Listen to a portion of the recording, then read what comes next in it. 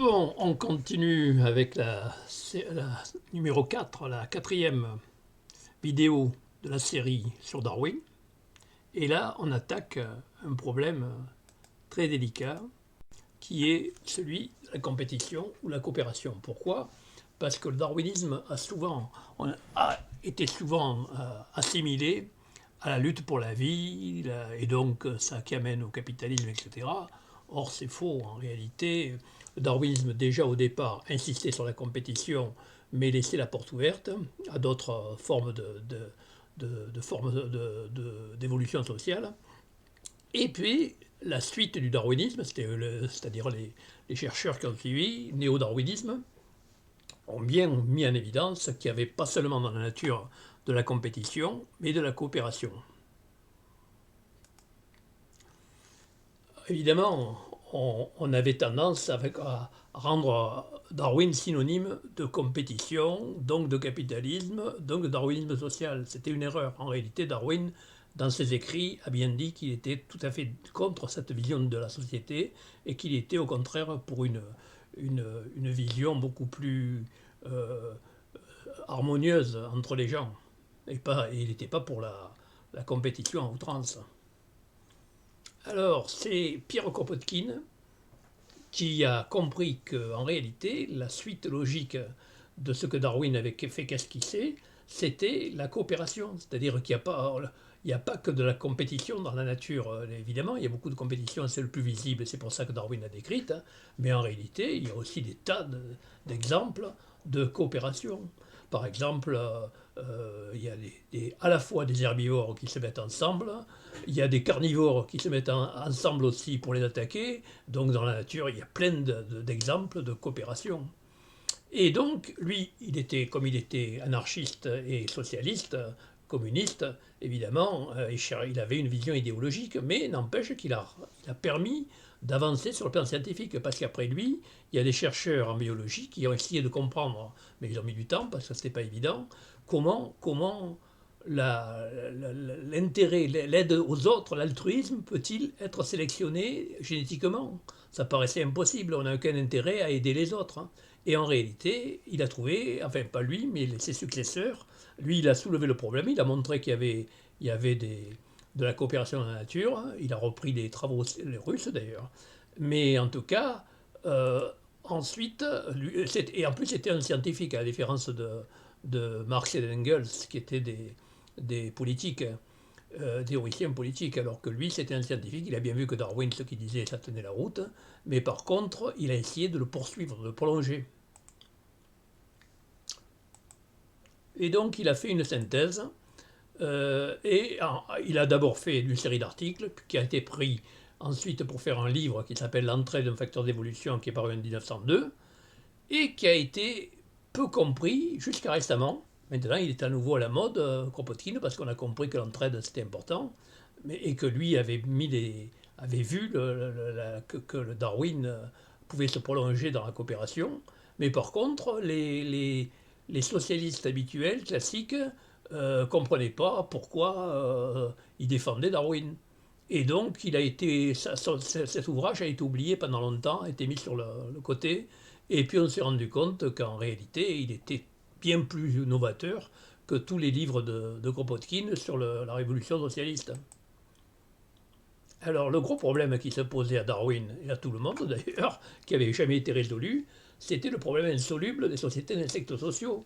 En effet, on ne voit pas quel est l'avantage génétique pour des ouvrières stériles d'élever les enfants de la reine. Sur le plan génétique, c'est de l'altruisme pur. Et ça paraissait incompréhensible. En plus, comment ces sociétés, qui sont des sortes de grandes familles élargies, ont-elles pu évoluer par sélection naturelle? On ne savait pas expliquer ça. Et Darwin était bien embêté d'ailleurs.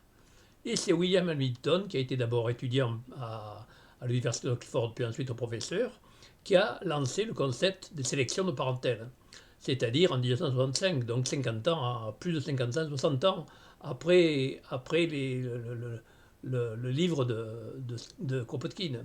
Alors en fin de compte, la solution de ce problème qui paraissait impossible, c'est que les ouvrières stériles sont les sœurs de la reine et que sa descendance possèdent le quart des gènes de leur tante. C'est-à-dire que les enfants, si vous voulez, de la reine, les larves, sont en réalité les neveux, si je puis dire, des ouvrières stériles. Et donc, quand les ouvrières stériles nourrissent les neveux, leurs neveux, eh bien, elles profitent, elles donnent un avantage génétique à toute la famille. Donc, en réalité, ce n'est plus une sélection individuelle, c'était une sélection familiale. Et donc, bien que stérile, ça peut se transmettre. Donc, c'est ce qu'on appelle maintenant la biologie de l'altruisme, qui est étudiée par des tas de laboratoires dans le monde. Mais au départ, ça paraissait tellement difficile à comprendre qu'en aidant un autre, on aidait son patrimoine génétique de la famille. C'est un peu ce qu'on explique d'une manière simpliste, ce qu'on expliquait jusqu'à présent, par le sang, défendre le sang, le clan, etc. Alors, d'ailleurs, Darwin n'était pas si idiot que ça, il n'avait pas dit uniquement qu'il n'y avait que de la compétition, puisqu'il parlait déjà de sélection familiale. Donc il avait déjà entrevu le problème, mais bon, c'était un peu compliqué d'arriver à se rendre compte que aider les autres, ça pouvait être aider sa famille, et donc c'est aider soi-même. Et un exemple plus facile à comprendre que les abeilles, que les termites ou que les fourmis, c'est une chatte tout simplement. Quand elle meurt en sauvant ses 4 chatons, comme c'est à chaque chaton à la moitié de son patrimoine héréditaire, eh bien, elle transmet 2 fois son patrimoine héréditaire. Donc en réalité, même mathématiquement, c'est ça qu'a trouvé donc le professeur d'Oxford dont on a parlé, William Hamilton, eh bien, en fin de compte, on peut être bénéficiaire sur le plan génétique tout en mourant. Ça paraissait difficile à comprendre, mais c'était logique. Alors, en fin de compte, pour résumer, dans l'évolution des sociétés, aussi bien humaine qu'animale, il y a 2 forces complémentaires. Il y a d'une part la sélection individuelle qu'a soulevé Darwin, et donc qui est basée surtout sur la compétition, mais il y a aussi, et ça ne l'exclut pas, c'est pas opposé, c'est complémentaire, il y a une sélection familiale que Pierre Kropotkin a soulevée et que William Hamilton a quantifié avec des équations mathématiques et des preuves génétiques. Et donc là, on s'aperçoit que la coopération peut être intéressante puisqu'elle protège le patrimoine génétique de la famille, du groupe. Alors maintenant, on a pas mal avancé et donc on est arrivé à faire. Alors on opposait avant Darwin, Lamarck, le gène à l'environnement. Est-ce que vous êtes pour le gène, c'est-à-dire l'inné, ou bien pour l'acquis, c'est-à-dire l'environnement? Bon, ça c'est un faux problème maintenant. Il y a une nouvelle science qui est apparue depuis 20, 30, 40 ans, hein, même pas, enfin qui se développe maintenant beaucoup et qui est très à la mode et qui donne beaucoup de résultats, c'est l'épigénétique. Et l'épigénétique, c'est qu'en réalité, on s'aperçoit que les gènes, c'est pas tout ou rien.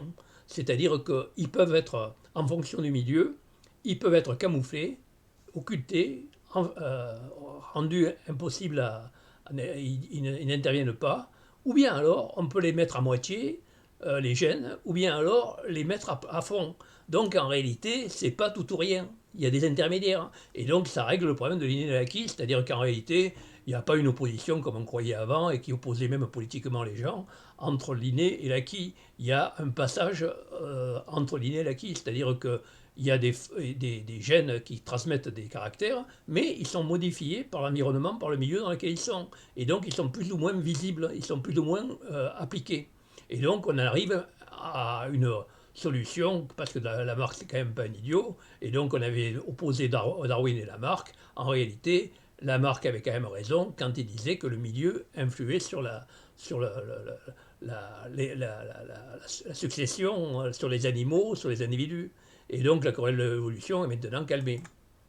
Donc ça c'est un résumé très rapide de tout ce problème-là de la coopération-compétition que je développe largement dans 2 bouquins.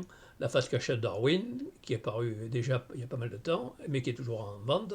Et puis, 2022, récemment, le Darwin presque facile, qui donne les bases, mais avec moins de détails, un tiers de texte en moins, mais par contre qui explique quand même les principes de base.